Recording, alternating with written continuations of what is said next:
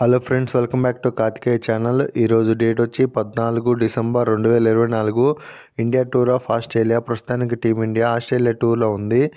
ఈ టూర్లో team India ఆస్ట్రేలియాతో 5 test మ్యాచ్లు ఆడాల్సి ఉంది. ఆల్రెడీ 2 టెస్ట్ మ్యాచ్లు జరిగిపోయినాయి. ఫస్ట్ టెస్ట్ మ్యాచ్లో ఇండియా గెలిచింది. రెండో టెస్ట్ మ్యాచ్లో ఆస్ట్రేలియా గెలిచింది. ఇప్పుడు ఈ మూడో టెస్ట్ మ్యాచ్లు ఎవరు గెలుస్తారో చూద్దాము.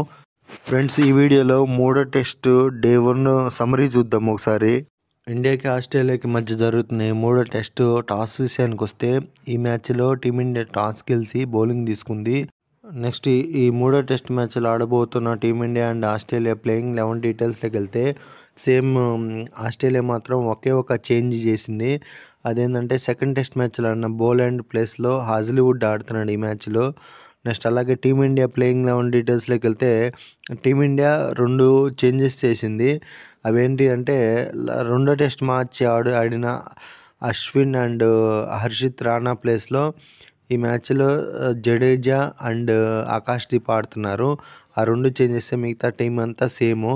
ఈ మూడో టెస్ట్కి డే 1కి వర్షం అడ్డుపడింది. వర్షం వల్ల మ్యాచ్ లేటుగా స్టార్ట్ అయింది. మ్యాచ్ స్టార్ట్ అయిన కొద్దిసేపటికి మళ్ళీ వర్షం పడటం వల్ల మొత్తం మ్యాచ్ని డే 1ని క్యాన్సిల్ చేసిండ్రు. వర్షం పడి మ్యాచ్ ఆగిపోయే సమయానికి ఆస్ట్రేలియా 28 రన్స్ చేసింది. 13.2 ఓవర్స్లో 28 రన్స్ చేసి ఆ వికెట్స్ ఏమి కోల్పోలేదు ఆస్ట్రేలియా.